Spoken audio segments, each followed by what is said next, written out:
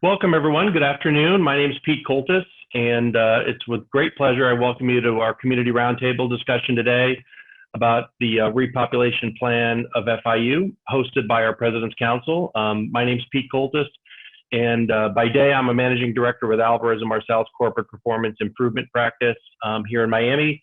And nights, weekends, and every other waking moment, I'm the chair of the President's Council at our FIU. So this is, I think, the fifth or sixth of these roundtables that we've done as we've pivoted through this COVID-19 period to try and reach out and cover topics of interest to both President's Council members and other folks in the community at large. So our format today is a little different. We expect a broader audience today. So we've got our panelists that we're going to be showing up at the top of the screen and going through their decks. So I'm joined today by my good friend and partner in crime, Sandy Gonzalez-Levy, Senior Vice President of External Relations, Strategic Communications and Marketing at FIU, and by our distinguished panelists. So I do want to mention that as our panelists go through their content, if you have any questions, there's a Q&A function that you can go ahead and submit questions to at the bottom of your screen. And then what we'll do is we'll collect those questions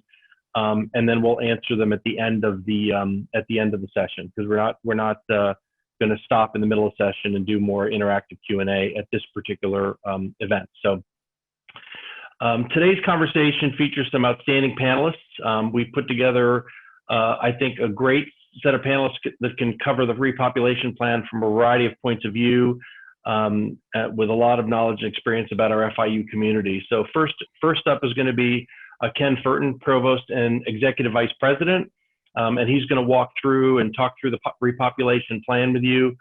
And then we're going to be joining Ken after that will be Javi Marquez, Vice President of Operations and Safety. So he's responsible for the safety of faculty and students coming back onto campus, as well as Chief of Staff. And then we're going to have our distinguished President's Council member who's joined us in the past. She's a repeat roundtable panelist, Dr. Roldan, CEO of the FIU Healthcare Network and Clinical Director of the COVID-19 testing site, right adjacent to FIU at the Miami-Dade County Fairgrounds, and also a professor at the Herbert Wertheim College of Medicine. And then last but not least is Matt Haygood, Director of Media and Instructional Technology Services at FIU. I think most of you who are familiar with FIU know that we've got a tremendous, even before this all happened, we had a tremendous online university program, and that's driven by that media instructional technology services that Matt has responsibility for. So that's been tested probably more than anything in light of what we've gone through, and it will be likely tested even more so as we deal with providing these instructional classes online for international and domestic students. So without further ado, I'm going to, again, thank you for coming today, and I'm going to turn it over to Provost Furton, who will review the FIU repopulation plan. Ken? Yeah, thank you so much. Happy to be here. Thank you for the invitation. I'm just going to run through, there were 5 slides that we presented at the Board of Trustees meeting and the Board of Governors meeting. So these have been approved by both our fiduciary body as well as the governing body in the state of Florida, the Florida Board of Governors. And then Vice President Marquez and Dr. Roldan will elaborate a little bit more on some of these different components. But the first component is around a healthy campus environment, because we exist primarily to make sure that our students are successful, but we also have to balance that on the health and safety of the students and our general community. So we have a university-wide campaign called Protecting Panthers, and the idea is that we have to take personal responsibility, each and every one of us. Anyone who comes on campus has to take responsibility for themselves, as well as protect those around them.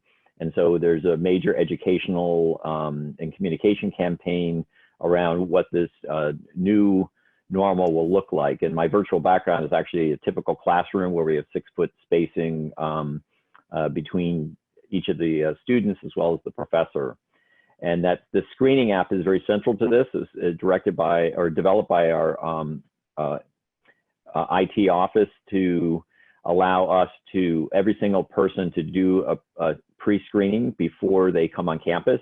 And the screening will tell them it's green to go, or it will be yellow where they may need to self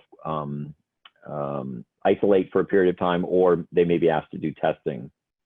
And while on campus, everyone is going to be required to wear a face covering, which we're providing to the faculty, staff, and students, adhere to the physical distancing protocols that are in place, and we have signage out, as well as engaging in frequent hand washing and sanitizing. And we of course have things such as plexiglass at high density areas, and we have increased frequency of cleaning around the areas which are high touch sites. My next slide actually goes through a little bit more on explaining that we are really our community. So this fall, over 50,000 of our faculty, staff, and students who will be participating in education and learning actually live within Miami-Dade and Broward County. So what happens on our campuses and what happens in our county, our counties, we're really one of in the same. And so whatever we do, we're extending and sharing with our community, and we're working very closely with our local government agencies as well as state agencies. And I think this will be elaborated a little bit more by Javi and Anita, but just a couple of quick examples is we quickly deployed, we had nearly 100 3D printers, primarily through our College of Architecture, Communication, and the Arts. And we've already produced more than 6,000 face shields for first responders and hospital personnel. And then Dr. Roldan will talk a little bit about our testing site, where we're well over 20,000 people in the community that we've tested. We do have the capabilities through the testing site next door to do testing, and we're working on developing our own in-house testing. The testing will be available to particularly to healthcare faculty and staff and students or researchers that are dealing with human subjects, housing populations, any high density groups such as the student athletes, our spirit groups. Band will be subjected to an additional level of testing. And we're doing some baseline testing before we have a larger return to in-person education on campus. And we are in the process of pursuing clinical laboratory improvement amendments, or CLIA certification. So right now we're sending our sampling out, but we expect by August 24th, when the fall term begins, we will have our own capability to do it in-house if needed. And that's mainly going to be around response times and making that decision of whether we send samples out or do it in-house. And then of course, once you have a positive result, which is inevitable because of as I say, we are the community. We are working very carefully with the Florida Department of Health on contact tracing, working with their contact tracers, and they're hiring some of our people, but we're also hiring people in-house that will be able to help with identifying people who and providing exposure notice to individuals that may need to self-isolate or potentially get tested. And we will have dashboards that we'll be able to monitor to see whether we're having a hotspot, either the university as a whole, one of the campuses, or maybe a location within campus. And there's a team, it's a health advisory subcommittee that actually informs the repopulation task force, which put together this entire plan. And that education or that health committee is actually chaired by Dr. Roldan, so she can elaborate a little bit more on that in a moment. And we also have members, epidemiologists, scientists who are part of committees. We have one committee which is just based on screening, testing, tracing, and disinfection. And they meet typically on a weekly basis. As things change, we're adapting to the change. So our plan is very flexible. And we do have student housing set aside. So when we do receive positive cases for our students who are living on campus, they will be located to an area where they can be isolated and provided service to separate them from the general population. And then my last slide is the area, of course, as Chief Academic Officer, is probably one of the ones that has the greatest questions. So we have a separate committee on just the optimal mode of delivery and optimal safety to our students. And so what we've decided on is we have 4 different modes of delivery. We call them the 4 ways, essentially. There's the traditional face-to-face, which is 100% in person. So in the classroom, the image you see there, we have spacing of 6 feet. So when the students come in, they will be separated from each other and the professor. They will all be wearing face coverings. They will be provided with materials so they can sanitize their area before and after class, so that when they come to class and they are getting their education, you can't guarantee that there's no risk, but you can minimize the risk to at least a level that's lower than what they're typically being exposed to just coming, driving to campus and coming out to campus and going to typical places. So there will be about a third of our classes right now that will have in-person format, and that's either the fully 100% face-to-face or certified hybrid. So about 1/3 to 2/3 of the class is taught remotely, and then through typically online format, and then the other component is in person. So those first 2, face-to-face and certified hybrid, are in person on campus, and those are the ones that would be utilizing these reconfigured classrooms. Then the other 2 modes that we have are approved synchronous remote. Hello? So similar to what we're already doing. So we've got a number of our classes will continue in, especially some of our large lecture halls where the capacities are significantly reduced with the physical distancing, are going to continue in approved synchronous remote. So they still meet during a regular pattern of classes with the professor. And so there is an attendance requirement and so forth, but they will be done through essentially synchronous video, such as we're doing here with Zoom. And then finally, we have quality design fully online. And these are, we have the largest number of Quality Matter certified online courses in the country. And we've been, as a part of our strategy, we've been growing our online presence to the point that over half of our undergraduate degrees are now available fully online. And most of our enrollment growth actually in the last 6 years since I've been provost has been in this online setting. That's going to continue to grow, and that's available also to students. That's a completely asynchronous, so the students can take it whenever they want, and we can guarantee the quality. It's been evaluated and compared to the in-person settings. So part of this is the student preference. Part of this is the capabilities in terms of the physical space that we have available to offer in-person classes. And we prioritize the classes, so the courses that really don't have a reasonable form of online instruction, so some of the laboratory settings for engineering and sciences are being prioritized to be in person. Some of the more one-on-one kinds of courses that are important, especially for our freshmen to have an experience, those are being prioritized for the in-person setting. And so many of the students they're working with we have Charlie Andrews is identified as a point person, so we have this Ask Charlie. If a student says, look, I'm trying to get my classes in person, or I'm trying to get my classes remote or online, we will have essentially a course concierge that will be working with the students, as well as working with the faculty to balance out, that mix of those courses, which would also include our gateway courses, which are the highest challenge courses for the students to be successful, and those are also being prioritized as a top priority. And so with that, I'll turn it over to the next panelist, and then I think we can maybe take questions after the other panelists have spoken. Hey, so I just want to remind everybody, thank you, Dr. Furton, or Provost Furton. I want to remind everybody that you can go ahead and submit questions through the Q&A function. And then we'll go ahead and pick those up at the end. So, and Javi, now we're going to turn it over to you.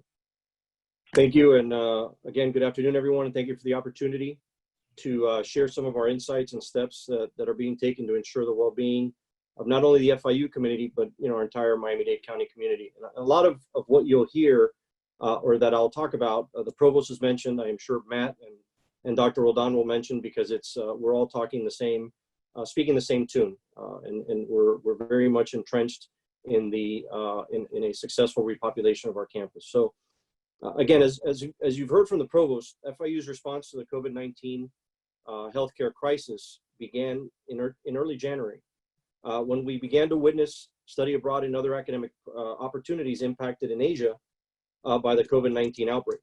As the disease spread throughout the world, FIU began preparations for its possible arrival in our community by hosting a pandemic tabletop exercise with university leadership and emergency center staff, which encompasses over 54 of not only our university's senior leadership, but staff throughout the institution of all departments, academic and down to our facilities and other operational units. The focus was of these tabletops, or that initial tabletop, was on steps that we needed to be taking to maintain our operations without sacrificing student learning and success. As you've heard, on March 11th, FIU transitioned over 5,000 courses to remote instruction and initiated a remote learning environment that has been and continues to be in place today. The transition to remote work was made on March 16th and continues today. Since that time, we have had numerous intentional meetings and additional tabletops to address the changing conditions of the healthcare crisis and seek ways to effectively mitigate its progression while minimizing exposure within the university community. While university operations were largely transitioned to a remote environment, a small contingency remained on site. It's important to note that the university has never closed or ceased operations. Currently, between students, faculty, and staff, we have approximately 1,600 individuals on campus on a daily basis. The FIU health clinics, for example, continue to provide care for our students and patients. Animal care continued. Time-sensitive research went on.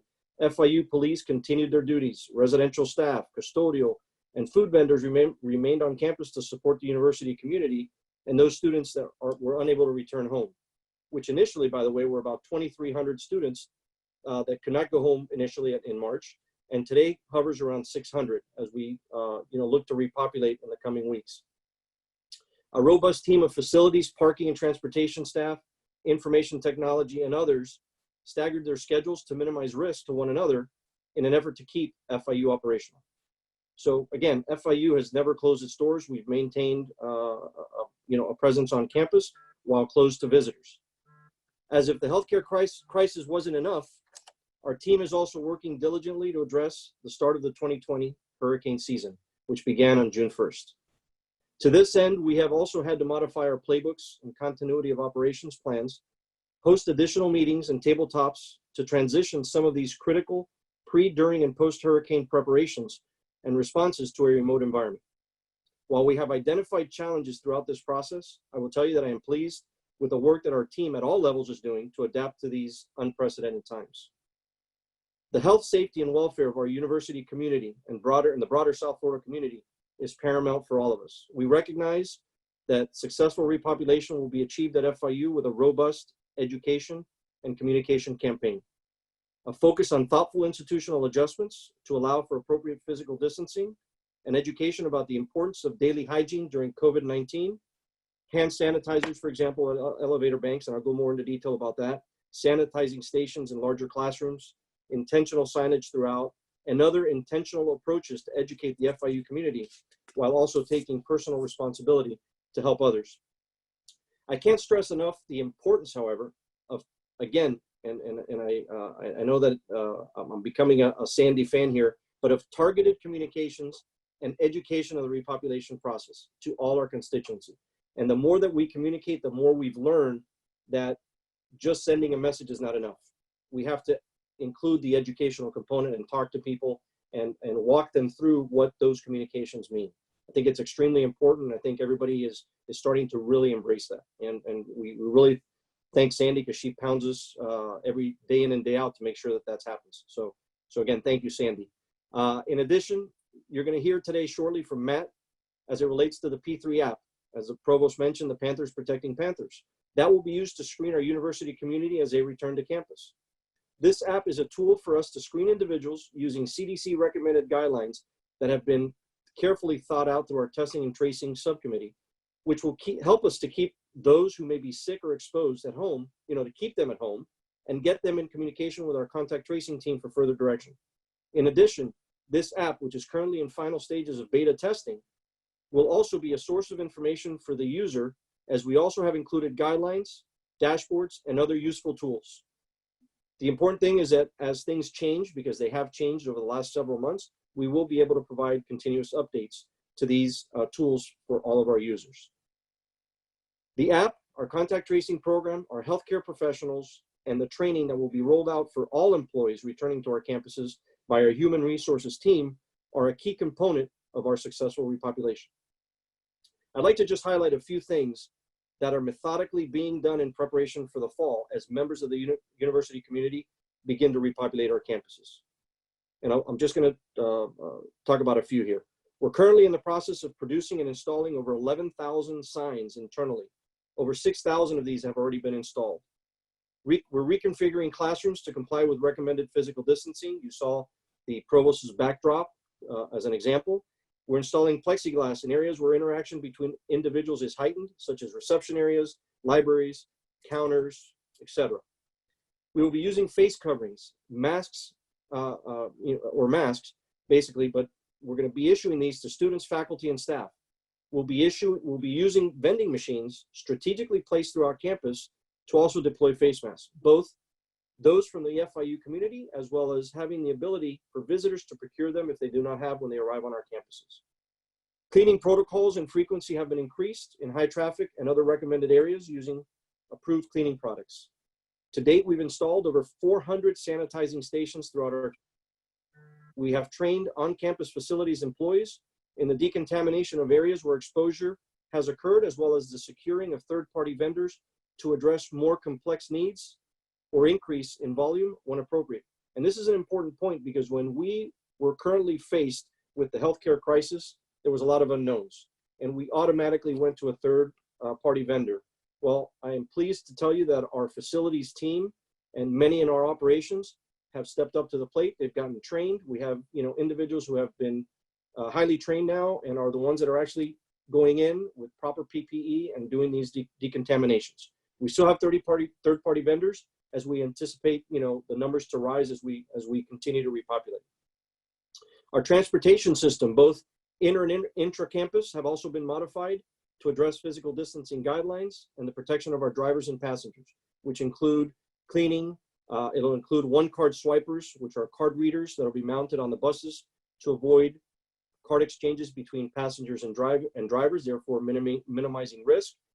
So those are just a few of the things that we're being very intentional about. There's dozens more, but I wanted to highlight those because it just highlights the depth and the amount of intentionality over all of these things that are being implemented, and most on recommendations of our CDC guidelines, as well as our subcommittees as part of our repopulation plan. Now, as we prepare to hear from Dr. Roldan, who has been a true leader in all, and I emphasize in all aspects of our response to this healthcare crisis, I would also like to mention the work of countless FIU employees, clinicians, police officers, and county employees that have partnered with us on a very important critical community initiative and service, which the provost briefly mentioned. And that is that on April 8th, FIU, in partnership with Miami-Dade County, the Florida Department of Health, the FAIR, opened the the Tamiami COVID-19 testing site, which is open to all Miami-Dade County residents by appointment through Miami-Dade 311. When the site originally opened, tests were being offered only to symptomatic individuals who were over the age of 65 or had underlying health issues. And we were testing, up until recently, about 250 to 300 individuals daily, 7 days a week. And by the way, Dr. Roldan has been on site almost every single day, as well as many other employees. But today, the site is testing everyone over the age of 12 by appointment, but whether symptomatic or not. We're up to an average of close to 400 daily, and we're working with the county to potentially increase that to about 1,000 daily. Dr. Roldan is the medical director for this site, in addition to the many hats that she wears and her dedication to our FIU and this community is relentless, and we truly appreciate her dedication. So again, thank you, Dr. Roldan, for all you're doing for our FIU and for our community. And again, I would like to take this opportunity as I close here, and I know I look forward to the Q&A session, but I'd like to really take this opportunity to thank all FIU employees that have been working daily to assure that we have continuity of operations and making necessary preparations for the fall repopulation. So again, thank you. And with that, I conclude my remarks. Great, Pete, I'd like to apologize for, there was a little yell a little bit earlier, and that was in my house. Was that you? With the kids roaming around. I apologize with the. Okay, you could. It wasn't a Zoom bomber. I thought it was a Zoom bomber there. Yeah, we were talking about that on the chat. No, that's great, Javi. Thank you. Thank you. And my dogs are screaming in the back or barking in the background, so I apologize for that. But all right, that's a great segue. So Dr. Roldan, you actually were one of our first, I think you were on our first panel of our first President's Council Roundtable with President Rosenberg. So, and at that point, back in April, you were giving us, or early May, you were kind of giving us I think an optimistic, or not an optimistic, but a realistic version of what was happening. And we talked a little bit earlier before the session today, and you said, well, I don't have a lot of great news to report, but hopefully you can give us now kind of a medical update in your point of view. I mean, you're right on the front lines, as Javi mentioned. So I'm going to turn it over to you. Well, good afternoon, and thank you, Mr. Chair Clotis. Thank you so much for the invitation, and I thank the President's Council and Sandy, as always, coming forth and being out there for our Panthers, because although you all have been graduates, you're still Panthers and Panthers at heart. Like you just suggested, like you just alluded to, you work Monday through Friday in your work, but then Saturday and Sunday, you're very honored to be the chair of our President's Council. So thank you so very much. And Javi, thank you for those kind words. And I can just only say that it's truly an honor, it's a privilege. And I am so, so happy to be here and to be a Panther now. And obviously I have a lot of schooling and I have a lot of alma maters. Never went to FIU, but I feel so much part of that DNA, and it is now very much part of me. And definitely, I mean, to be able to, with a great group of colleagues, and as you all know, many of you that you know, Dr. Marty herself, that she's been out there day and night, just really preaching and educating, because it is so true that this is a battle that we can only win with personal responsibility, education, communication, and flexibility. And I think that those are the key items that we have to understand with this virus. As you know, we continue to experience challenges, and definitely, as Javi's alluded to, and Provost Furton, you know, we're living very unprecedented times. I'm going to date myself a little bit, because when I was just a recently graduate from medical school and an intern, I was confronting another challenge, which was the epidemic of AIDS. And back then, we didn't even have a name for it. So this is not my first rodeo. Hopefully it's my last, but we hope to continue and forge forward. And I have to echo Javi's words. This is an incredible team. I think those of you that are of the President's Council and those that have joined us today, you have to be very proud of your FIU. FIU is ingrained in the community and have said yes, have said present, and we're here and we have metrics to show it. So just a little bit on the COVID, and obviously I think that now everyone is an expert on COVID. It is in our news day in and day out. But just as a little summary, COVID is the illness. Coronavirus is the virus that causes the illness. So that's another little thing. If you don't know, COVID-19 is the spectrum of all the symptoms that we know that coronavirus, is the virus that affects the individual, produces. We know that this is a person-to-person contact. We know that it is airborne. We know that it's also transmitted through the surfaces, but more and more, and even just yesterday, WHO confirmed the fact that this is truly an airborne. So these are, the reason I say that is because this follows suit as to what we're telling the public and what we're telling our FIU community to do, and one of them being the importance of the facial covering. We also know that there's vulnerable populations, so we know more. We know more, Pete, now than we did in May, and we know that the vulnerable population has expanded. In fact, just today, again, the CDC has expanded its vulnerable population group. We knew before that there was a high incident prevalence of mortality of 65 and over. We knew that those individuals that had comorbid conditions that were vulnerable, autoimmune, et cetera. But now we've added other things. We've added chronic kidney disease. We've added sickle cell, which now we know that the vulnerable population of the African Americans is being highly affected. We have added obesity. Anyone with a BMI of 30 or greater, which is the definition of obesity, is also prone to actually get either very sick or succumb to the disease. So more and more every day, and that comes with the flexibility and the knowledge and education. Every day we need to educate ourselves on what this virus is doing to our community. And yes, it's very sad, as I alluded to before we started, that I don't come with very good news. Just today, the alert has told us that Florida has another second highest day with 11,433 cases that are positive. Therefore, we're going the wrong way. Okay, this is the second highest. The 14-day average of positive rate is 24.3%, when just simply 2 weeks ago, we were in single digits. Just yesterday, we hit 33.5% in Miami-Dade County of positive rate. So therefore, every day is that double digit. Again, how fast is this virus? We do know one thing about this virus. We do know, number one, that the virus is having a great time in the summer. We thought that the virus was going to be away in the summer. It is not. And the virus is here to stay. So we need to change our lifestyle. We need to adjust. We don't have a vaccine. We don't think we're going to have a vaccine anytime soon. We look forward to the herd immunity. And I think, Pete, that I did talk a little bit about herd immunity at our first roundtable, but we don't have it yet. We are seeing another big unknown, a lot of asymptomatic individuals that are testing positive. We know that that asymptomatic group is within our youth. And then again, here we are with our FIU. And that's exactly the population that we are looking to repopulate. So what has FIU done for the community? A lot. As the provost said, we have actually helped our partners, our clinical partners, in actually having the 3D printing of the shield.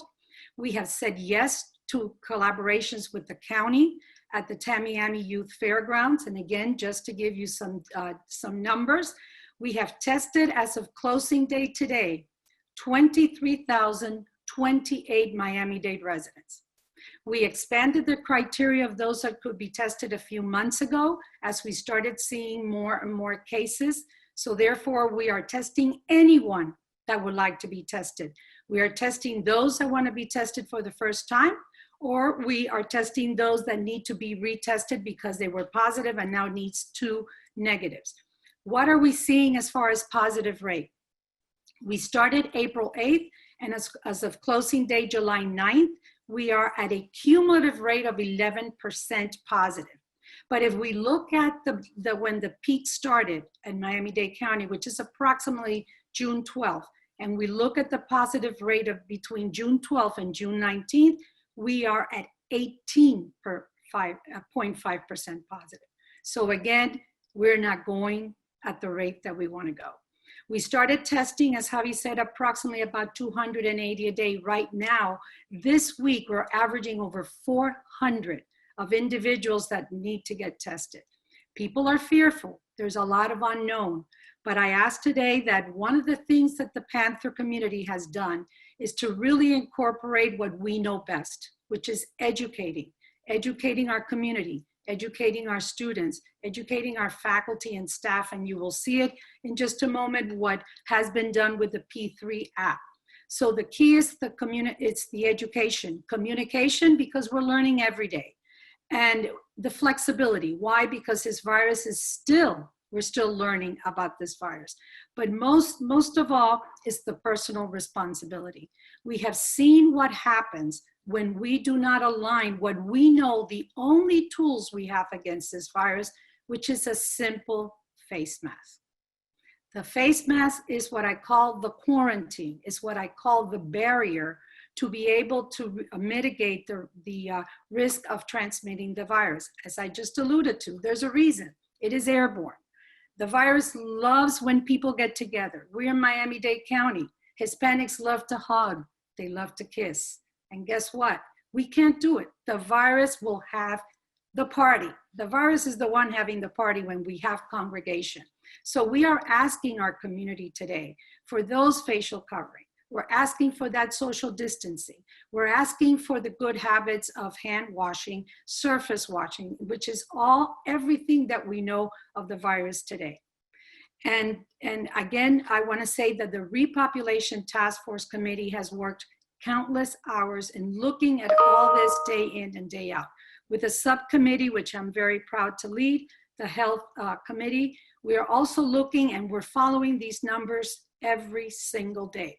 And we know that no matter how much we learn of the virus, we're still back to the base and core tools that we need in order to combat this virus and hopefully go the other route with numbers, which is facial covering, social distancing, hand washing, and also something very important, keeping ourselves healthy. That is key. One of the things that we know we're facing as we start the fall is the flu. We know that the flu symptoms as well as the COVID symptoms are very, very similar. So now, one of the latest tests that we have, we may be able to test the flu and COVID at the same time. So again, science is not failing. The virus is getting ahead of us. So what we are asking today and what we're asking of our Panther community, and we're ready, is for that personal responsibility, because the infrastructure is being built. And I can tell you, and again, being proud of having been there, FIU has been there at the forefront. Because we are who we are international, but more importantly, we are community. So thank you so much for this opportunity, and I look forward to the questions. Thank you, Pete. Great, as always, great job, Dr. Oldana. Between you and Dr. Trepka and Dr. Marty, I mean, you're like the power threesome of infectious disease, right? And keeping us all informed. So we really appreciate that. I think it's a good segue. You mentioned the app. I think it's a good segue to Matt. So Matt, I'm going to turn it over. I'm going to remind people to submit questions. We've gotten a number of great questions that we're going to hold off on an answer or ask at the end of this. Sandy's going to actually handle the Q&A section of this at the end, but I'm going to turn it over to Matt Haygood to talk about what we're doing in the technology and media area. So Matt, I turn it over to you. All right, thank you so much. If I could see, there we go. There's my slides. Excellent, thank you. So good afternoon, everyone. As mentioned, I'm Matt Haygood. I work in the Division of IT. I oversee a good portion of the instructional technology for the face-to-face courses at FIU. The P3 app. Division of IT has been working along with the committee in charge of the Panthers Protecting Panthers initiative to develop the P3 app, which is going to provide the FIU community with a tool to perform a non-invasive screening and help keep them in compliance with FIU health and safety standards, as mentioned a couple times. And also to get more information about the guidelines and what FIU expects everyone to follow when they come to campus. Of course, the P3 app will also be available. It'll be available in iOS, that's Apple, Android, and we're building a website where folks will be able to just go and fill out the questionnaire there. Next slide, please. So students, faculty, and staff will be asked to fill out a safety screening checklist, which is a series of questions that are going to be asked about symptoms that the person may be experiencing at the time. Of course, depending on how the person answers those questions, the app is going to give the user a set of instructions to follow and a directive on whether they should stay at home or if they're going to have to seek additional testing. The questionnaire is available in 3 languages, English, Spanish, and Creole. Next slide, please. So keep in mind that the app is still under development and we're currently testing it with a small population of students, faculty, and staff. This test population group is providing us with critical feedback at the moment so that we can really refine the product and functionality over the summer and have it ready for the fall term. So I'd like to give a few examples of the questions that'll be asked in the questionnaire. And as Javi mentioned before, it's important to note that these questions are coming straight from the CDC guidelines for screening someone with symptoms of COVID-19.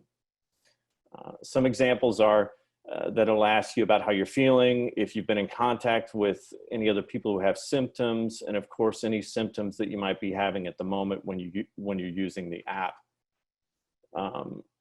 Any users that do report symptoms and are flagged by the questionnaire will be asked not to come to campus. The app is also going to be providing additional instructions on what they should do, of course, depending on what types of symptoms that they are presenting at the moment that they take the questionnaire. These instructions will be posted also on an informational website we're in the process of building out now. This website will work along with the app to provide next steps for the users. We will recommend that the users do the questionnaire before leaving home to come to campus so that they don't, get to campus and then have to turn their car around, right? I should also mention that if the user is flagged by the app, it will send a notification to the student's professor or FIU supervisor if the user's an employee, of course. Also, as I mentioned before, there's going to be, as mentioned before, there is going to be a contact tracing team that's going to follow up with users who are flagged by the app. The committee is still developing the guidelines for how those cases are going to be handled. But just a reminder that the app and its supporting policies are in active development at the moment, and you will see more information coming soon. So in summary, whether or not the users are supposed to report to campus based on feedback from the app, there will be additional information and follow-ups to make sure that they understand what they're supposed to do to comply with the Panthers Protecting Panthers guidelines and policies. Thank you. Great. Thanks, Matt. All right. Well, Sandy, I had the easy part. Now you have the hard part, which is handling the Q&A. So I'm going to turn it over to you, dear. Go ahead. Oh, this is easy peasy. Are you kidding? So good afternoon, everyone, and welcome. I'm so glad that you were able to join us this afternoon. And I want to thank the panelists, Provost Furton, Javi, Dr. Roldan, and Matt, for providing us some insights, very good insights on how our FIU is making a difference in this community and also how we're moving forward. With that, I also want to thank Javi for the wonderful shout out about communications. Communications are us here, and we have been sending numerous messages out. Not only emails, especially because we know that our students do not read emails, but they are in social media. So we have sent a lot of our communications through social media. Also, we have developed a number of videos, informational videos on how to use your mask, how to wash your hands, so on and so on. So thank you, Javi, for the shout out to our group. This is obviously a team effort, and it is wonderful because our team has really come together against this virus. And with that, I know that we have a number of questions already in the queue.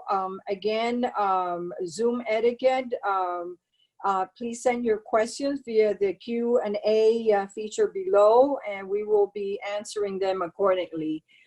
With that, I want to start with a question that actually comes from Victor Balestra, who is our former chair of PC, of our President's Council.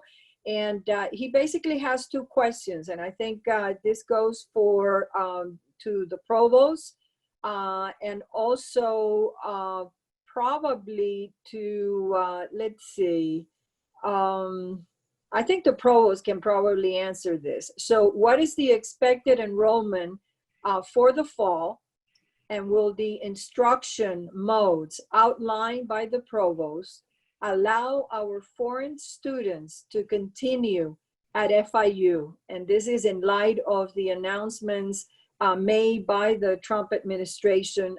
I do know that Pablo Ortiz, our vice president, is also on the line, and he could probably also assist in answering that question. So Provost, first with the enrollment numbers. Thank you, Sandy.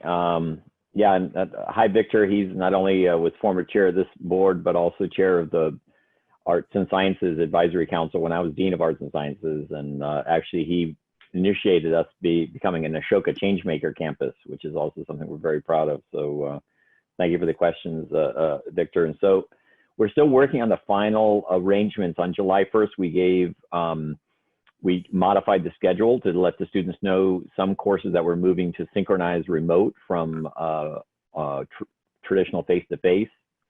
And now they're working with their advisors and with Charlie Andrews to adjust their schedules to see that we can accommodate the number of courses that they need to be in person, either face-to-face or in the hybrid format. And so right now, the number of actual courses is about a little over 27% of our entire courses are going to be in that in-person mode. And but that's just the courses. That's not the number of students or the number of credit hours. And so within a week or two, we'll have a better sense of what that mix is. But I believe we're going to accommodate the students that want either remote or want to have the in-person experience. And we're also working with the faculty, because we have to balance that out with the faculty that will be teaching remotely or teaching in person. But I think we're very close to getting to a final number there. But it will be, just to put that in perspective, last fall, about 2/3 of our students were in person and 1/3 were online. Now it's about 2/3 of our students are online or remote, synchronous remote, and about 1/3 are actually taking in-person classes. Now, for the international students, we have a separate initiative where we're working to ensure that we do have in-person courses for our international students to be able to take courses. So I'd like maybe Pablo to weigh in on that in terms of what we're doing with the international students and making sure those courses are available. Sure. Thank you, Provost, and good afternoon to everyone, and Victor as well. Thank you for your question. As you can imagine, since July 6th, when the announcement came out from our Student and Exchange Visitor Program at the federal level, we've been hard at work, first and foremost, to understand what the new guidelines mean and how they're going to impact our students. And secondly, in putting together a plan to help our students ensure that they are meeting the guidelines, that they will remain eligible to remain or be here in the United States through the fall term.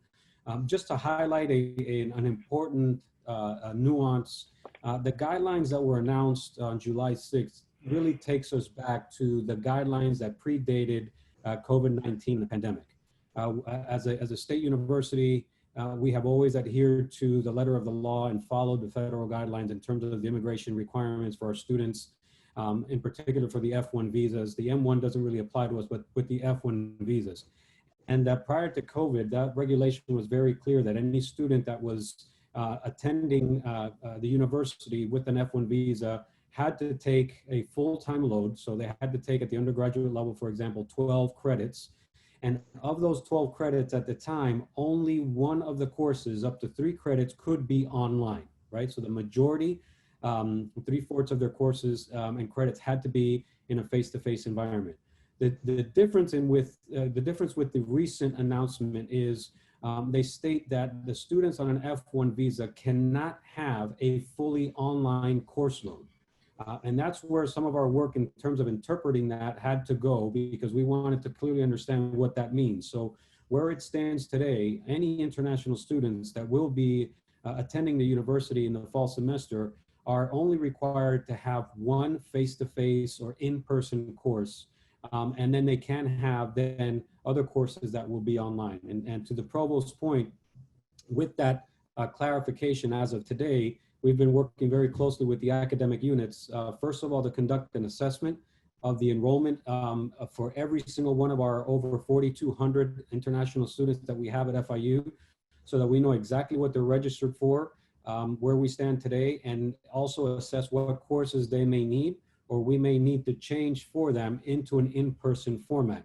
And then with the units, we'll reach out to the students and we'll make sure that they have a course available for them to select within their major that will be available to them in an either in-person or hybrid format so that they can meet the regulations under the new guidelines. So it's been quite an effort, but again, our emphasis has been making sure that our students are meeting the requirements of the law and that they will be able to finish the fall term and continue their studies with us beyond that. And also, I think it's important to mention that we're going to do everything in our power to help our students, our international students, to continue as they started with us their education. We want to make sure that they're also able to finish their education with us. I have another question here, and this one is for Dr. Roldan. What would you say is the main difference between previous global pandemics and COVID-19, in your opinion? Well, first of all, thank you for that question, Santi. First of all, we would have to go back in the early 1900s, because really, I mean, that was when we're looking at the Spanish flu and obviously all the others were not really pandemic, but actually they were very severe, and they had localized outbreaks. Basically, every pandemic is an unknown, and that's what I would start with. So they're very similar. The difference is, yes, what causes them. So actually, in this particular case, this pandemic is caused by coronavirus. There are beta coronaviruses that we know. In fact, I'm going to name a few, because those of you that will probably remember SARS. That was an outbreak in Asia, but never really came to the United States. MERS, again, which is the Middle Eastern, never really hit the United States, although there were some cases. But I think that one of the things that has been a big difference is that the world is global, and there's a lot of communication and connectivity. So people are on the move all the time.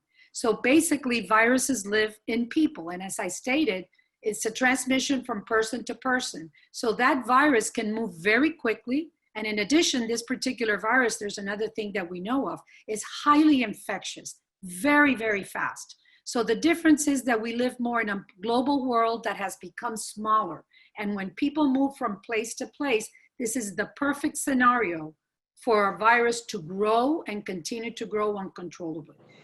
Faster than what we can be ahead of them in order to find either a cure, a medication to treat it, like we have, for instance, with the flu, Tamiflu, where you can actually take a medication and have the flu in a more attenuated, or a vaccine. So there are some differences and some similarities. The similarities, the unknown, that it hits a population very rapidly, grows very fast, but then the nuances is the fact that we live in a global world that is interconnected. Thank you, Dr. Roldan. This question is I think for Matt. If I am visiting the campus, do I need to fill out a P3 app questionnaire? Right. I believe the answer is going to be yes to that. I'm not really on the policy side of things, more the technology, but my understanding from the committee is that everyone, all faculty, staff, and students will be required to fill out the questionnaire before coming to campus once we reopen. I can add to that, Sandy, as well. And thank you. I think that, yes, now, while hard to make it mandatory for visitors, what we are doing at the suggestion of the provost, and I think that that's what we have adopted at the committee level as well, is that we are going to, as we are closed to visitors, we would rather, if you have business on campus, as we're doing with our vendors currently that are open, is that if you have business on campus, it would be by appointment only. And that's how we would manage. If it's not by app, it's by a screened, either paper or web-based procedure, where they can follow all of those guidelines prior to coming onto campus. So our intent would be that everyone that comes to campus would follow the same guidelines. While we understand it's not mandatory, we are definitely encouraging it, and that's why we're hoping to have visitors come by appointment. And for those that come and forget their masks, as I mentioned earlier, we have been able to obtain some vending machines that will be placed strategically in our garages that will be not only for our students, faculty, and staff to obtain their allotted masks as well, but also for visitors who may forget facial coverings or masks to have the ability to procure one. So yes. Thank you. Thank you. I have basically a follow-up question here, and that is it necessary for non-essential employees that are working remote and not physically on campus to report a positive test result if their symptoms are not impending on their ability to work? So I think, Dr. Roldan, maybe this is partly yours. The idea of a symptomatic and or asymptomatic individual as COVID positive, if the individual is able to work remotely, they should stay remotely until such time of two things. Either they stay away for 14 days and they then have to produce 2 negatives if they have a confirmed positive. So that is based on the CDC guidelines. If the individual is symptomatic and cannot work, obviously, then that would be sick time because the individual would be sick. But the individual could be positive, but as long as they're not on campus. As far as, I think that the other part of the question is, should they report it, right? If they, right, exactly. They report it. Do they need to report it? Yes. Correct. Well, as I will say, I mean, logistically, if the person is off campus and is not coming to campus and therefore they don't have to answer the P3, no one will know. I mean, that's really the basic, how I would answer that. If that individual needs to come on campus, then they need to report the P3.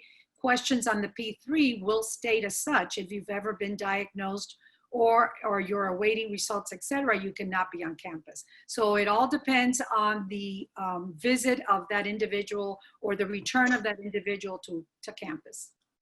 I hope that answers the question. I think it did.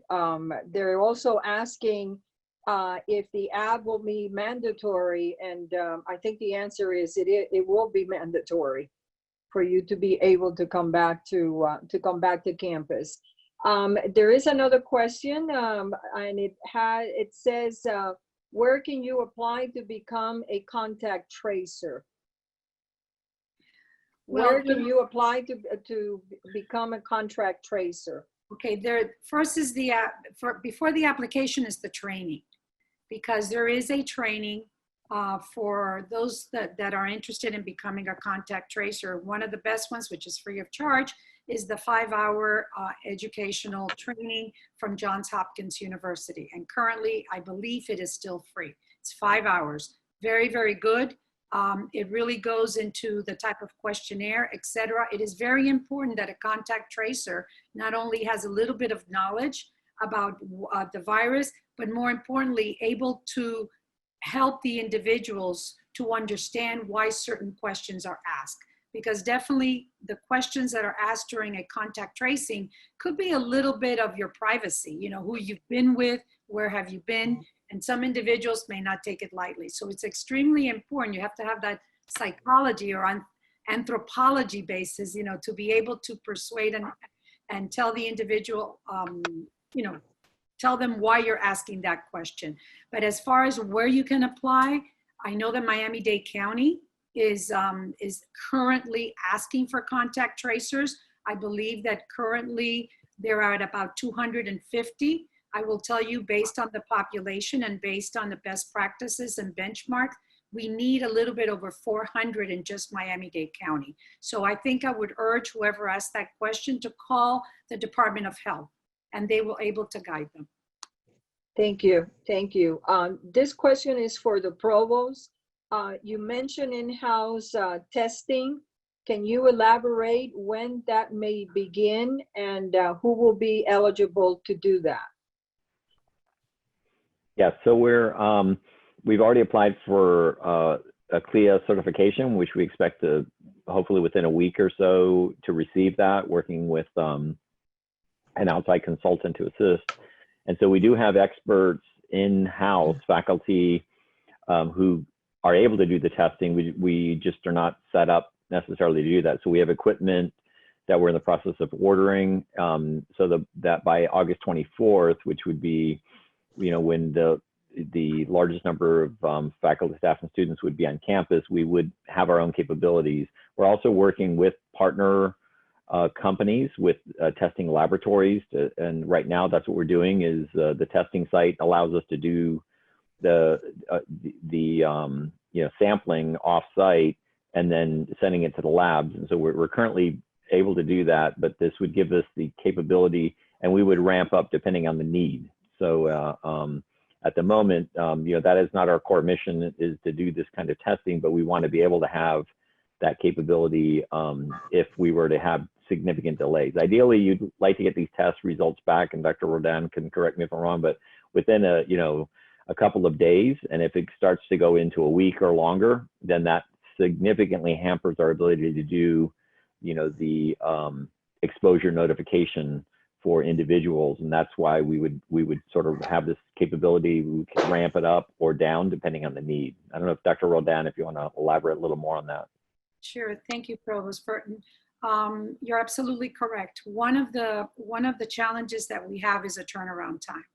One of the things that happens is when an individual tests, automatically that individual needs to quarantine. Why do I mean by that? Because if you're testing for a reason. Either you're symptomatic, or you may have been exposed, and or you simply want to find out. But because we have such a high prevalence of asymptomatic population currently, you don't know what your test is going to return. So therefore, it is key that if you test, you stay indoors, and or if you need to go out for whatever reason, you wear your mask and you try to isolate as much as possible from any congregation until such time your test results comes back. This is, I believe, and this is just purely hypothetical, that this is one of the problems that we have. We have a large number of individuals testing, and they don't understand that when they test, they have to isolate. And therefore, because of the high prevalence of positive rate, they're out there, and what's happening is the population is getting infected.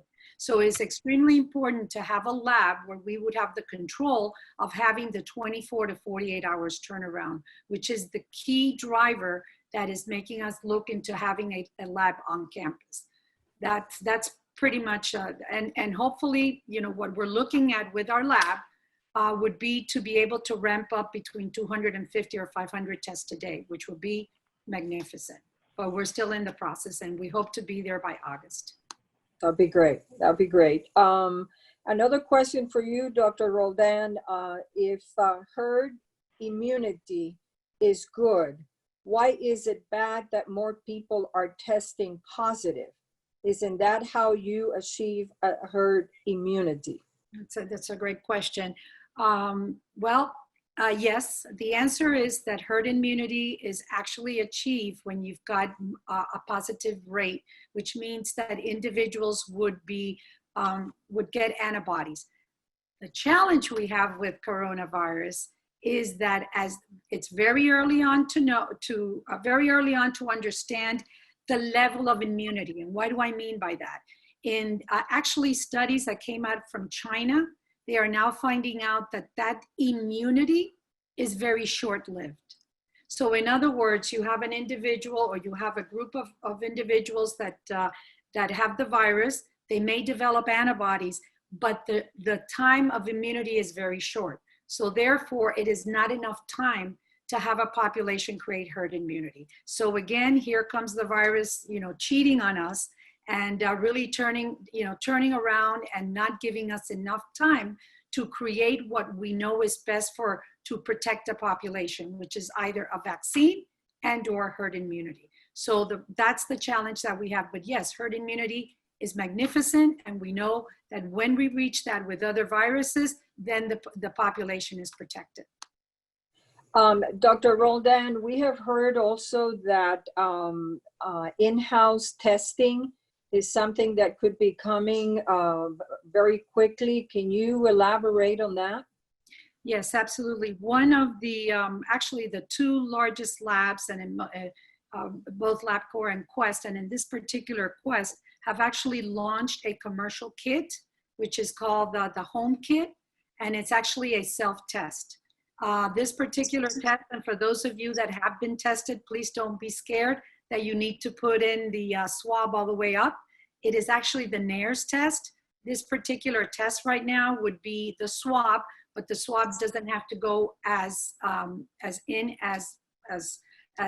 for the nasopharyngeal area. So this is called the NAERS test. You can do it at home, and then you send it in, and the lab will report your results. One of the things that I requested is to see if they had done any studies between the nasopharyngeal, which is the one that is administered by a clinician, versus the NAERS. According to a study, and this is not that many of them, they have said that the results are the same. But as everything with this virus and with testing strategy, more to come.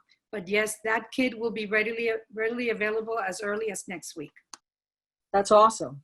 That is absolutely awesome.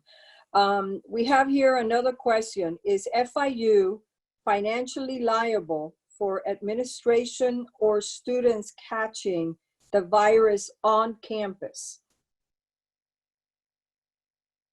Who would like to take that? Either Dr. Roldan or the provost or even Javi? Yeah.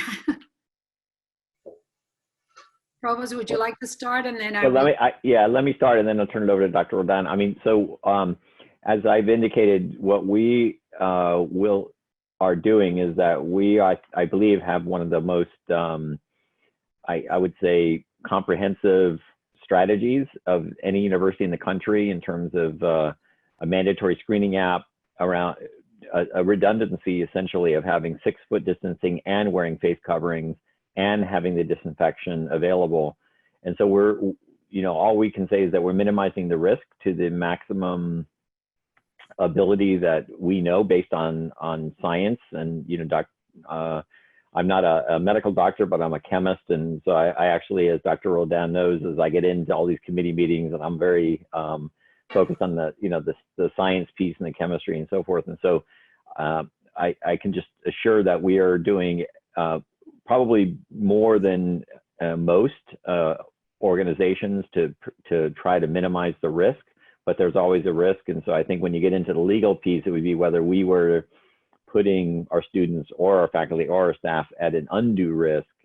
And at this point, I believe that at least I'm confident, from a personal perspective, that we're doing everything we can to try to minimize the risk, but at the same time, allow us to meet our mission, which is to serve the students. So I don't know if Dr. Roldan, if you want to, follow up on that.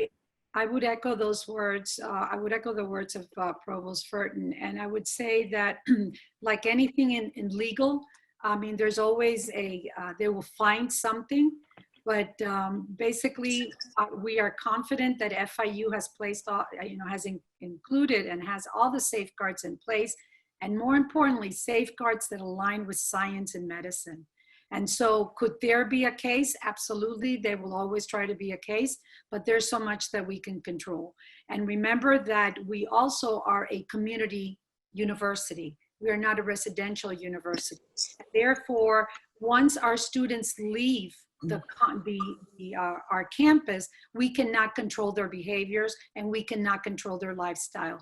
And it could well be that although we're telling them to wear face masks, social distancing, and we are actually following those steps, that they could go out, they could be in a party, or for that matter, it could be a faculty or a staff.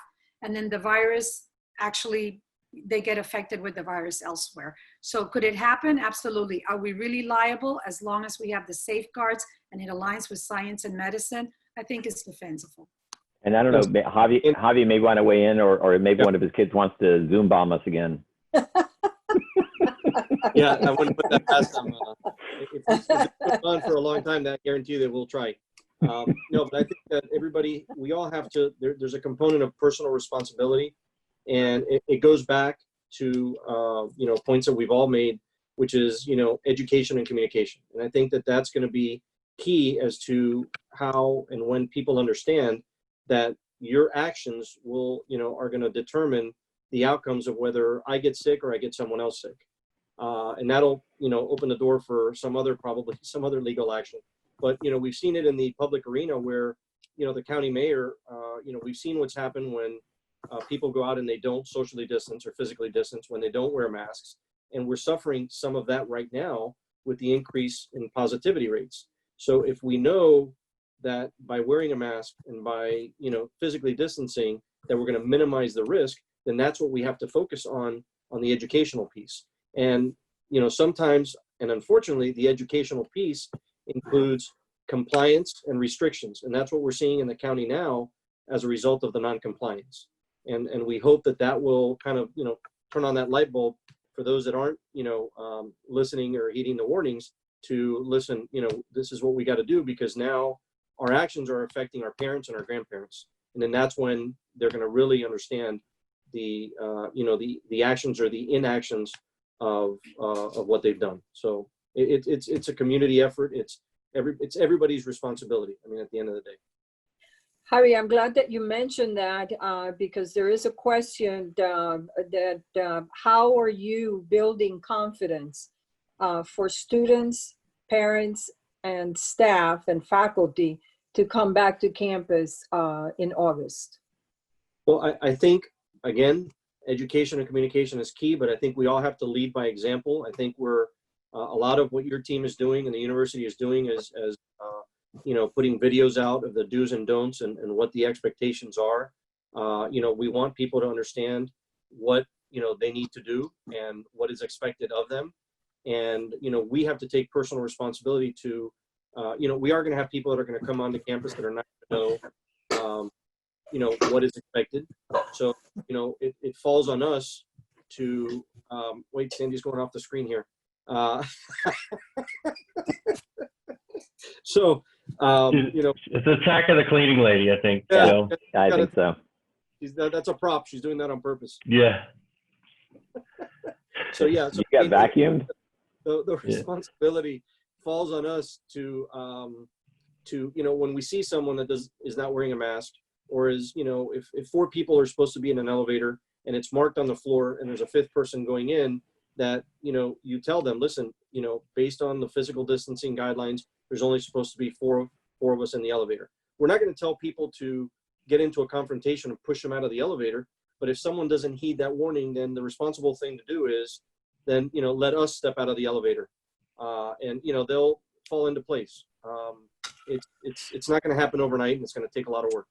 Yeah, and if I could elaborate a little bit on that, just also, that's great, Javi, is that we're very aware, you know, and through the discussions of the various task group, the subcommittees and the overall task force, is that the age group of students that come to FIU are in the age group of people who tend to be bigger risk takers, right? As typically, as people get older, they take less risks, and so we're very aware and want to assure, and we'll, you know, communicate that we're not only putting together these protocols, but we're going to be constantly reinforcing this concept, and that's why it's a culture change. It's on campus that, and we've evolved our messaging and some of our procedures to this regard, is that the idea of coming on campus to have a in-person experience is a privilege right now in a COVID-19 world, until we have a vaccine and this is behind us. And so if you're going to come onto campus, then these are the things you must do. And it's so when a parent sends their child here, or a professor comes here, or a staff person comes here, that it's a privilege for you to come and be on our campus, and that includes myself.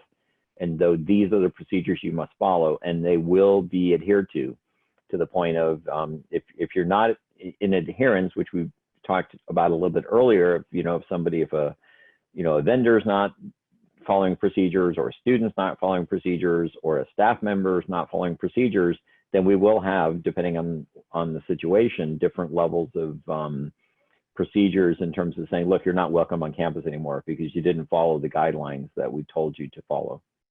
That's right. That's right. Another question, while freedom of expression is applauded, how will FIU address outside groups wanting to come onto campus? I think this is a Javi question, maybe. Javi? Yeah. So we, as everyone knows, obviously our campuses are closed to visitors. We are a public institution, and we are a sanctuary for, you know, freedom of speech and First Amendment. So we understand those rights. We recently had a peaceful demonstration on campus. While we, would have preferred that it not occur on campus, we understand the reasons why, and at some point you have to embrace the First Amendment. But what we do ask, if there are those requests in the future, is we want to make sure that the safety of not only those that are exercising their freedom of speech or their freedom of expression rights, but we also need to assure the safety and well-being of those that are on campus. And people have to understand that we do have students that live on campus. At the current time, we have about 600 students that live on campus, and we're trying our best to assure their safety and to make sure that they are, that we're mitigating the risk of them not, getting infected with COVID-19. We've seen over the last several weeks where, because of peaceful demonstrations and holiday parties and other things that have happened, positivity rates have gone up. So, I mean, there's a cause and effect. So we, while we understand and we embrace the freedom of speech and the freedom of expression, we just feel it needs to be done responsibly. And what we ask is that if individuals have a desire to do that, and they have a desire that, they want to do it at FIU, is that they contact us first so that we can develop with them a safe plan in order to do that. We would prefer, obviously, that we do that post-COVID, but we understand that there are circumstances beyond our control. And the only thing that I can say on behalf of the institution is that we will do whatever we can to make sure that whatever is done on campus is done so in a safe manner for all. And noting also that currently all of our events on campus have been suspended for this particular reason. So Sandy, you can probably elaborate on the fact that we've turned away numerous events on campus and gatherings since we went remote in March, and we continue to get requests, and it's just not the prudent and safe thing to do at this time because of how we're methodically bringing individuals back. If we, right now, as we bring our students back and have brought back, for example, student athletes and tested them before they come back to class and have been asymptomatic and shown positive rates, and this is a low number of students that we're bringing back, when you bring a couple hundred people onto campus that we don't know where they've been, they haven't tested, they haven't been screened, we're putting a lot of people at risk unnecessarily. And all we ask is for them to please work with us to make sure that we can keep our campuses safe. Yeah, to follow up on what Javi was mentioning, all of our internal and external events have been postponed or canceled until after August 24th at this time. And even though we have received numerous requests for some events and some programs to continue to be happening on our campus, we actually inform and work very closely with our healthcare committee, which, as we mentioned before, Dr. Roldan is a member of. But it's informed by the science, what we've been talking about here, the circumstances in terms of where the community is at, and also our own experience with the people, the over 1,200 people that we already have within our campus. I agree with Javi that everybody has to take responsibility of taking care of themselves and of their own family and their own nucleus in order for us to be able to beat this virus. Let's see, I do have another question, and I think this question goes to Matt. How is FIU continuing to develop our online course offerings to show that we are the best in class engagement for our students? Actually, I don't know if The provost wants to chime in on that as well. But I do know that there's a continuing ongoing effort for training and support, and my department actually has been working very closely with FIU Online in the academic continuity team to provide support across the board to the whole institution, no matter what modality the class is being taught in, from face-to-face or in person, rather, all the way to a quality online course. So I don't know, Provost, if you wanted to add anything. Yeah, I mean, I think, I think Matt's, very modest, but I can tell you he's an amazing in this area, both himself and Vice President Grillo, and the whole IT office. I would put our team up against any in the entire country.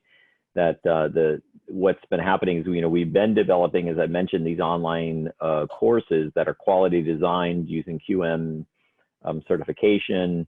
We will continue to do that, and that is a critical component. But also, even going into this classroom in my background, in the front of the classroom is actually, and Matt and his team have actually spearheaded this.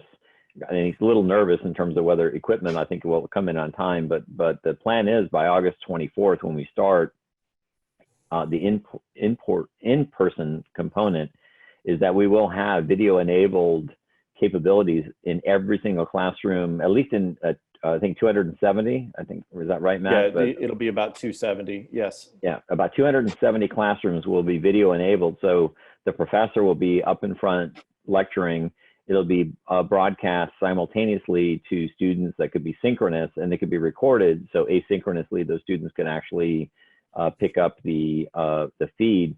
And that's, an example of something that, honestly, I can't take any credit for that, because I showed up to a meeting and it was already well in place in development to allow that component of really the flexibility. So whether you're the students in any of the four ways, we've got the latest technology. And I've been looking around. I'm a bit of a science geek, trying to find out what is the best technology and all. I can't find anybody else doing all the things that we're doing in technology. So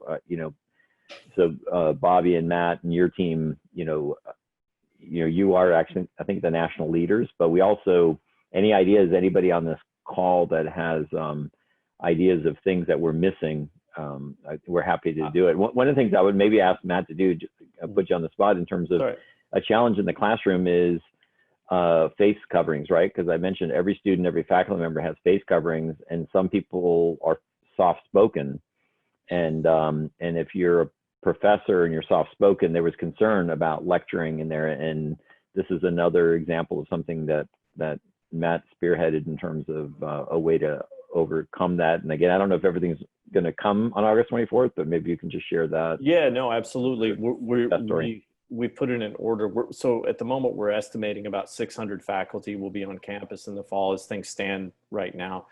And as Provost mentioned, of course, some of our faculty are going to be soft-spoken folks. And then, with the face covering, we started to try to look for solutions of what we could do to help them with that situation. And we found a product that's a personal audio device that the microphone sort of wraps around the ear and comes down over the face covering. And then it has a belt pack speaker that clips onto your belt. And it has a battery that's an internal battery, can be charged just like an iPhone. And we've tested a few of them and they work really good. So we put it in order. We're waiting for them to be delivered. We're hoping any day they're going to come in. But we're going to be giving those to the faculty that are going to be teaching this fall. And Provost, I think it also is good to mention the Remote Teach Ready badge. Mm-hmm. That's something that the academic continuity team, that's Center for Advancement of Teaching, FIU Online, and Division of IT together, we put together a terrific training for faculty to go from teaching face-to-face to remote. And as of now, we have, I believe, about 900 that have either gotten the badge or they're going to get the badge. They're signed up for the training, which is about half, I think, of our faculty. So that's gone quite well, and we're quite proud of that. We've even had outside interest from folks, from other institutions, asking how they could, get access to that. And even my wife, who's a high school teacher, was saying she wanted to take the Remote Teach Ready training. So just wanted to throw that in as well. Yeah, that's great. Actually, the latest update I heard was that by fall, we'll have 1,200 that will have taken the badge. Okay, thank you. Yeah. Mm-hmm. Along those lines, there's a question here. The pandemic has affected the concept of office space. What are some specific ways office economics are being reevaluated for the safe return of employees if and when they return?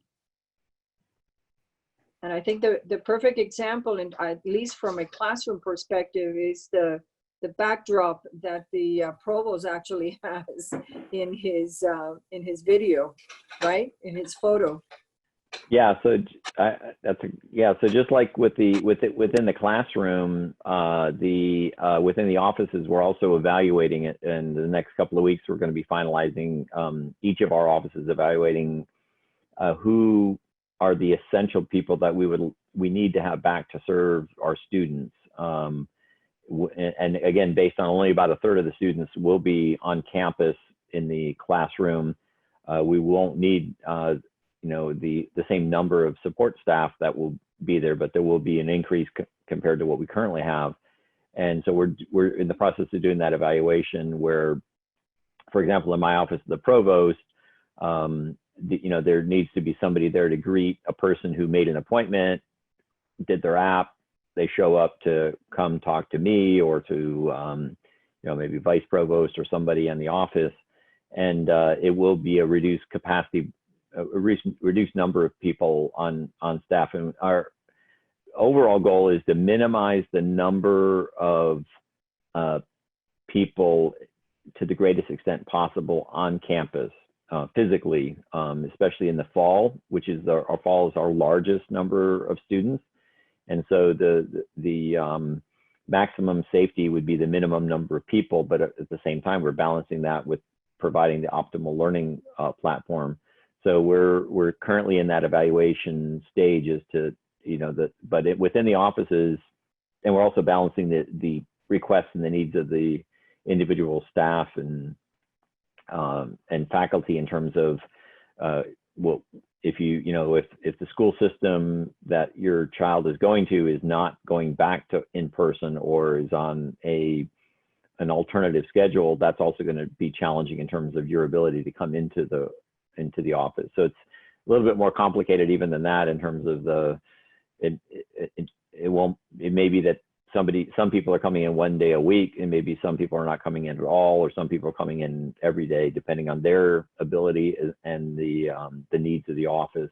And then more broadly, we're actually evaluating the future, even beyond COVID-19, of this remote work, because we had already been well on our way with our quality online courses, so that by 2025, we could have, and we may still be over 50% of our enrollment could be fully online by 2025. So we were already on that trajectory and supporting those students, with many support staff working remotely. But within the new strategic plan, which is the next Horizon 2025 plan, we had predicted maybe 20% of our workforce might be working remotely. We're right now, or at the pre-COVID-19, less than 10% were working remotely. We said, well, maybe 20% will be working remotely, but we'd have to look at that. Well, we moved quickly to almost 90% of our workforce working remotely. So the question is, after COVID-19, well, first of all, in the fall, but then after COVID-19, what's that percentage? And we are, like many businesses, evaluating that and seeing, what would be the optimal arrangement in terms of again, the first and foremost is the health and safety of our students as well as our faculty and staff, and then providing the optimal learning experience. And it will be different after COVID-19. And I think it's going to be a positive for FIU in the sense that it's accelerated some of our efforts, that we were ahead of higher education, and we'll move even further ahead, I believe, in higher education because of the challenges that COVID-19 has put upon us in terms of rethinking what we do.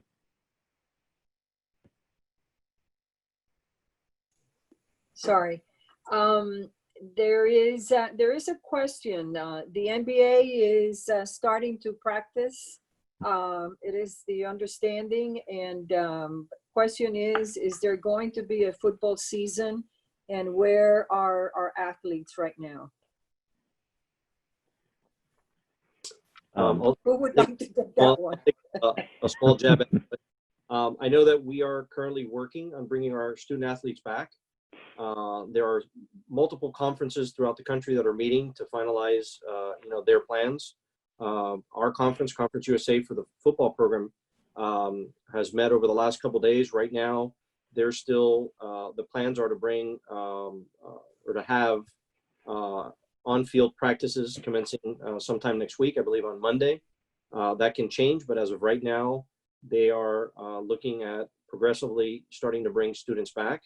But as of right now, the season, it's going to be dependent upon the conferences. If you look at some of the Ivy League schools, I believe they have canceled some of the fall sports through January. So it's going to be, and all this is being done in conjunction with the NCAA.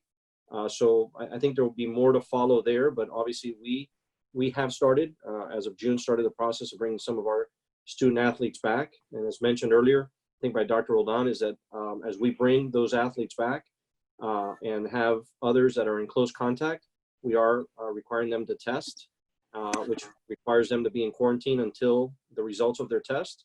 We have found again that as we bring some of these back who are asymptomatic, they are testing positive. And we've seen about a 15 to us, and correct me if I'm wrong, Dr. Roldan, but about a 15% positivity rate on the athlete. A little bit higher now. Okay.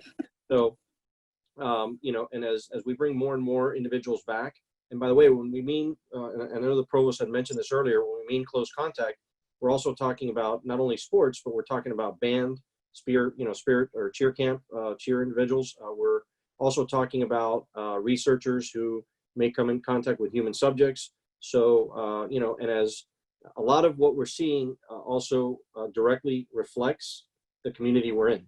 So, that's why we're seeing the high positivity rates, not only here, but for those that are coming from, from other parts of the state or from the nation. But as of right now, at least for the football program and our conference, there has been no reversal of them at this point.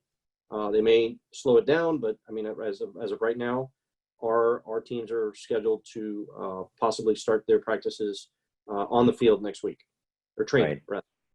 Okay. Right, and I think that's, if I can add to that, I think that the most universities, the practices have begun, but many of the conferences are actually talking about delaying the start of the season, and then only competing within conference. And I'm not saying that will be our conference, but that's you may have, if you've read about that or heard about that, that's the current discussion is not it's not necessarily not having a season, but it's modifying the season, and that's what's being debated at the moment.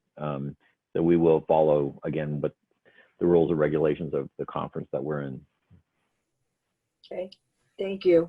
One other question, converting the campus to be COVID responsive is very expensive and are not usual expenses. In light of the governor's recent line item vetoes, where is the money coming? Hold on one second. I just lost it. Oh boy. I got it. Here's Sandy. Yeah. Oh no, it disappeared. It disappeared. Hold on. That's Danya doing that, I think. Hold on. Yeah. I think part of okay, here we go. Converting campus to be COVID responsive is very expensive and are not usual expenses. In light of the governor's recent line item vetoes, where's the money coming from to make our campuses as safe as possible? And what, if any, funding is being cut? Correct. Yeah, so did you want to answer, Javi, then I'll correct you? You probably have to correct me. I'd rather you go than have to correct me. Go ahead. Just joking.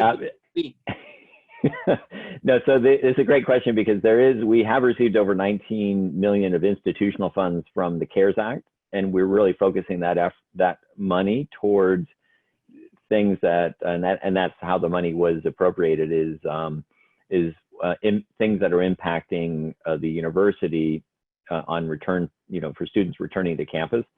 So at the moment, we're still working through this, but the things like our on-site testing, our disinfecting, our most of the things we've talked about today we are using that CARES Act funding. We also received a similar amount to students that we've already dispersed all of that funding directly to the students. So we received a little over 19 million that went to students already, at about 19 million for institutional funds, and that's what we're using for this money. There are things that were vetoed that we will have to deal with, but we also have our own plan in place to be more efficient in a variety of different areas. So right now there's about a 6% holdback under the current appropriation, which we're preparing for for this current fiscal year. And we know that there may likely be a special session, so there could be additional funds that may be either held back or cut. But we're dealing with that separately. It has nothing to do with, right now the health and safety of our students and faculty and staff are the most important. So we are going to use as much of the CARES Act money to cover that. And then beyond that, we'll find other ways to find the resources to make sure that is in place before the fall term starts. And now Javi can correct me. No, I'm not gonna. Well, I actually was going to add something to what the provost said, and that is we do have a campaign going on, FIU Strong, to fundraise private dollars for our students. There is a lot of need out there from our students, especially our seniors, in order for them to be able to graduate in time.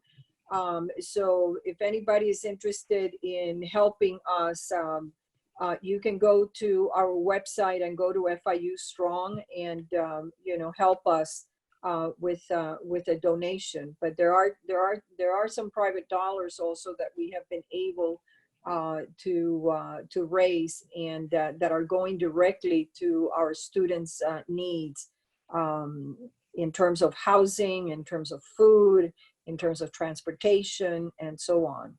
So, so that was a good question.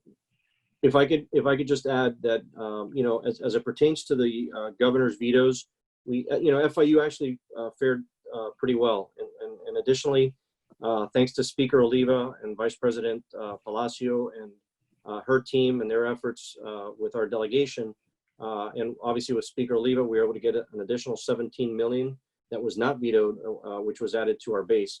So I think that, it's important here to highlight the relationships that FIU has, not only in the executive branch, but also with our delegations, both in the House and the Senate, and the hard work that our government relations team is doing under the leadership of President.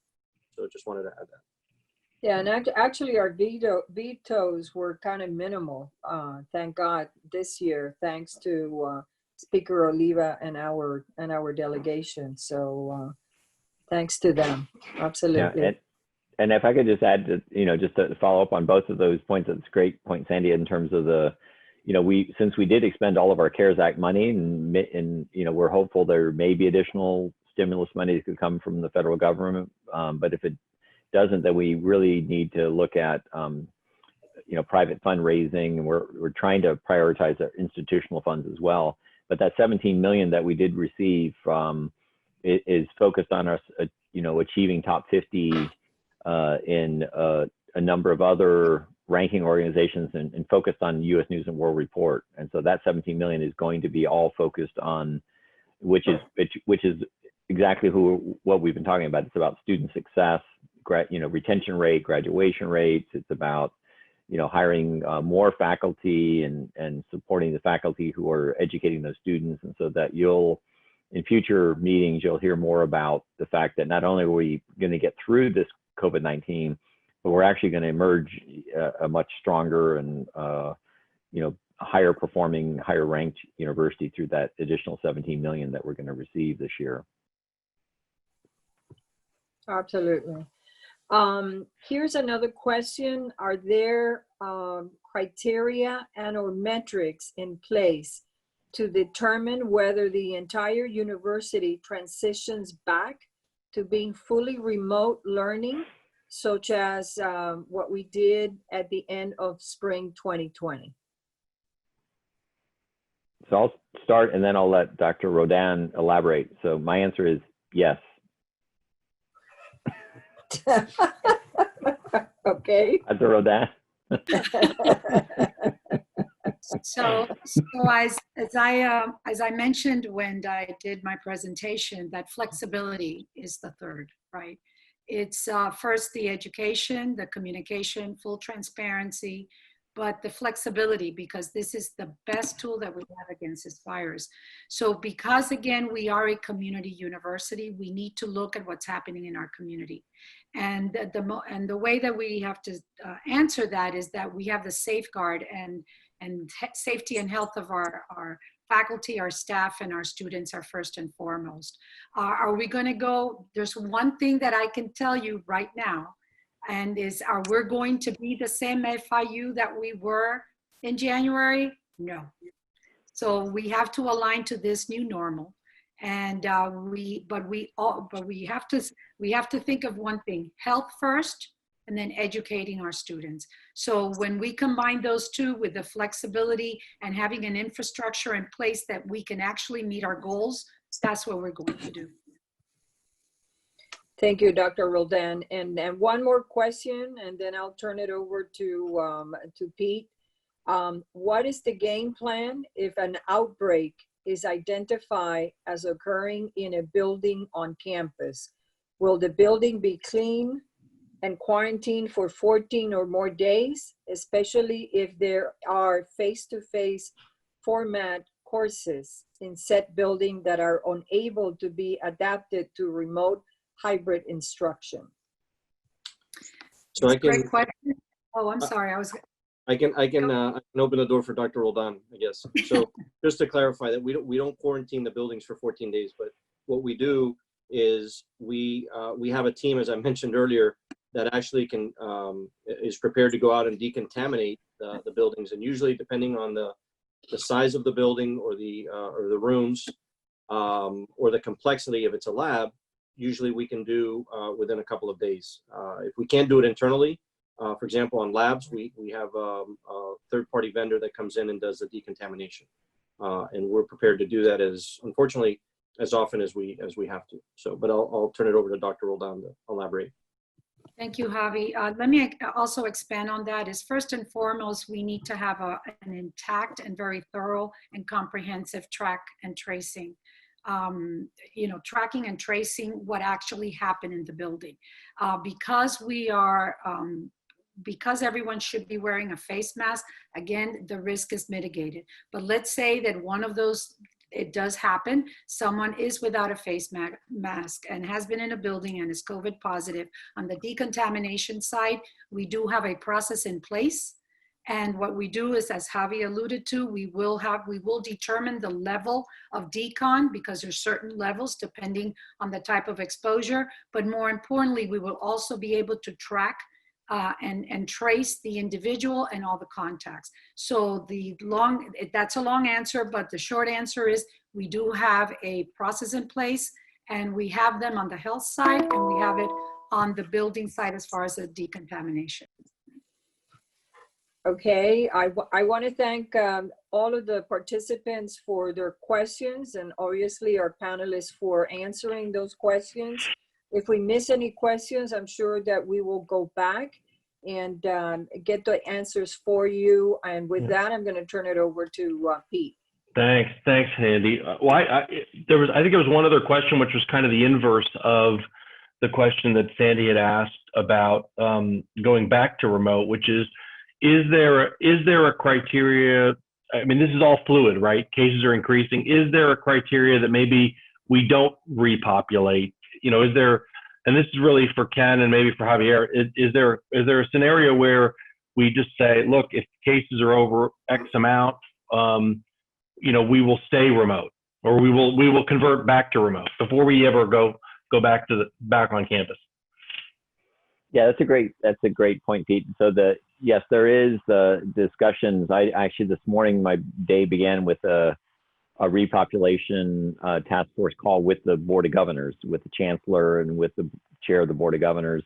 And so we are, each university, there's 12 universities, but we're all in very different communities. Of course, South Florida is impacted to a greater extent than, perhaps, West Florida.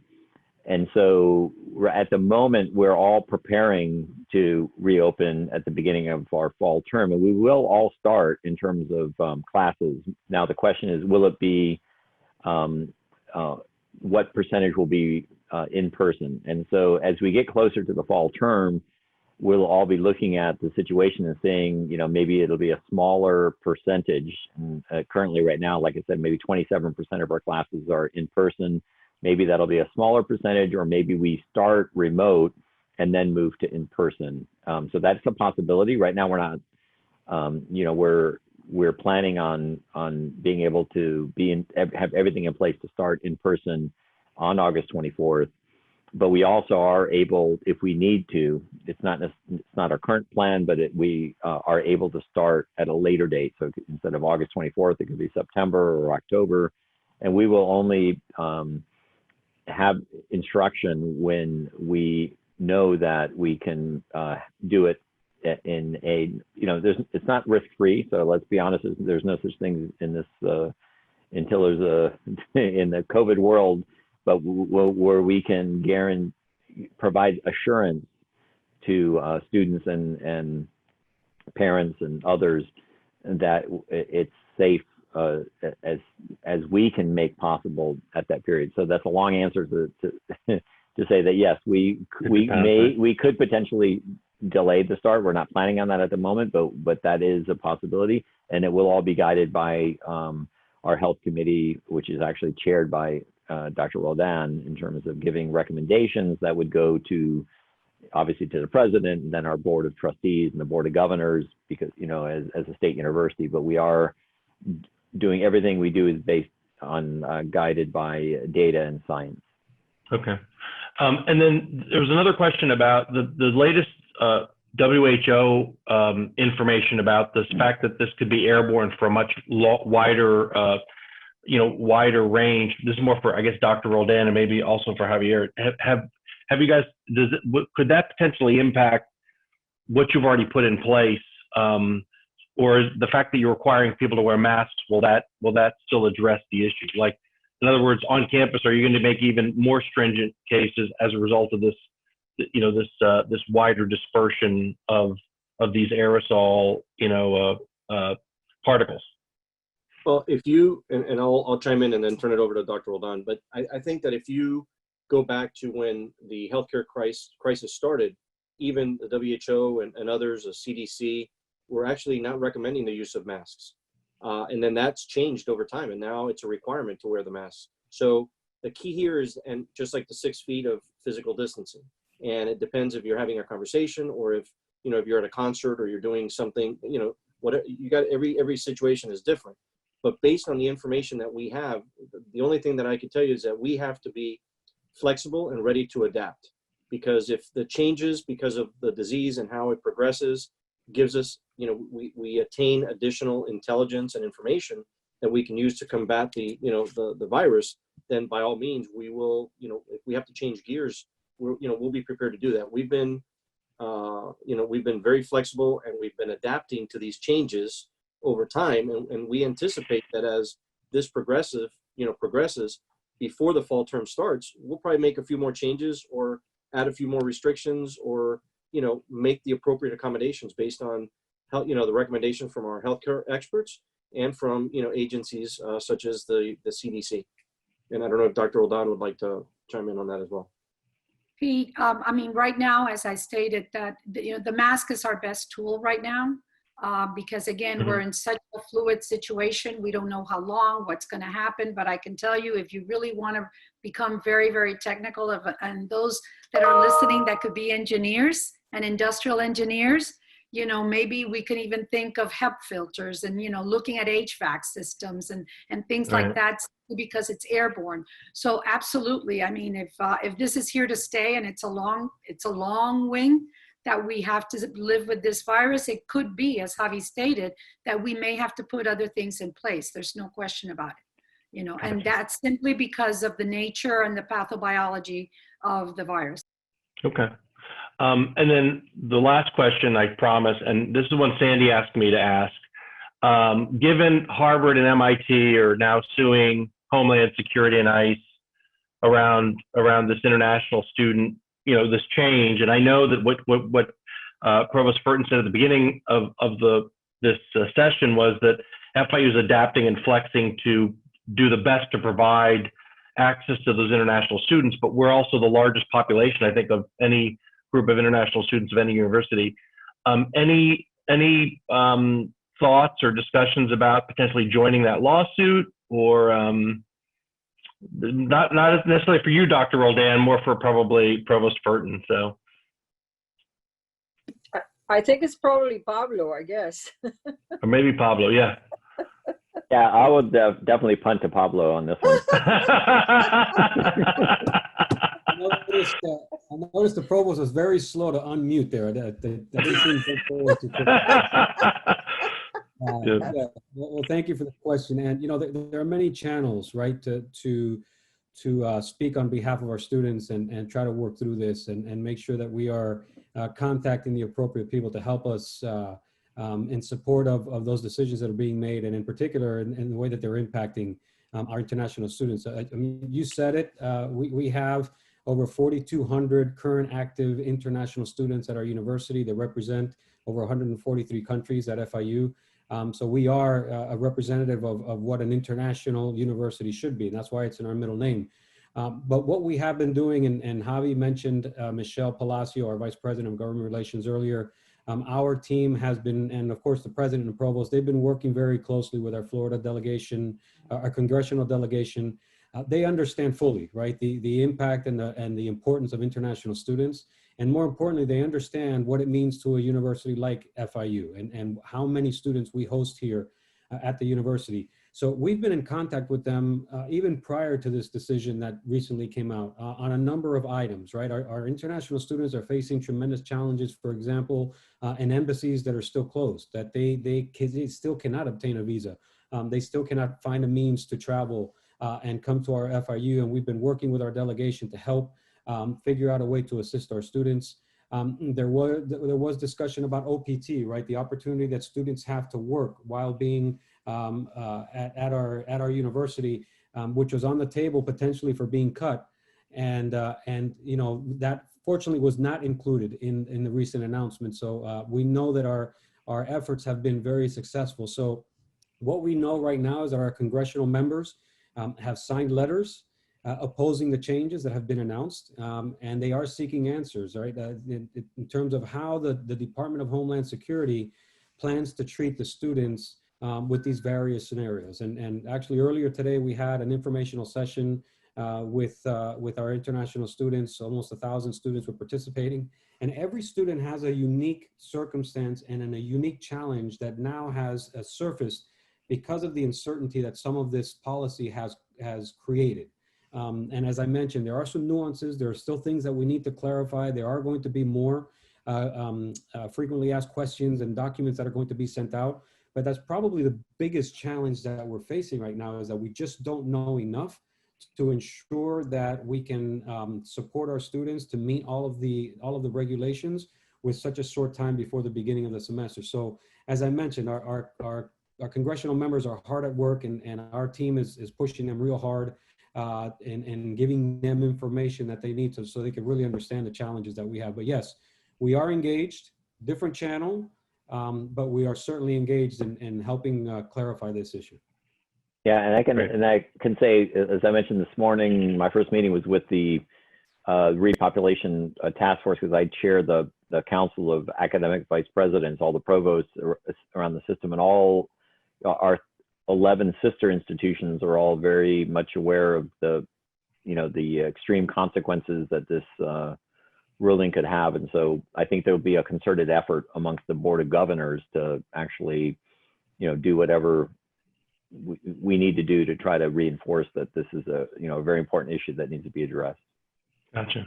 All right, great. Well, thank you, Provost Furton, Javi, Dr. Roldan, Matt, Pablo, all of our official panelists, and even some of our unofficial panelists. We appreciate kind of all the input. So let's go ahead and put up the survey slide. So we want to, and we also want to thank everyone for investing these 2 hours with us. We've got a PC survey, President's Council survey that's that we'd like for you to fill out, and we'd encourage you to fill it out and complete it. Also, if any of you are interested in joining the President's Council, please don't hesitate to reach out to me or any of the members of our external relations team. We'd be happy to meet with you and talk to you about it. So with that, and I don't think we have our next one lined up yet, but we do have a series of these coming about every 2 to 3 weeks. So you'll be hearing about the next one in the next few weeks. So again, thank you everyone for joining us today, and thank you to our panelists.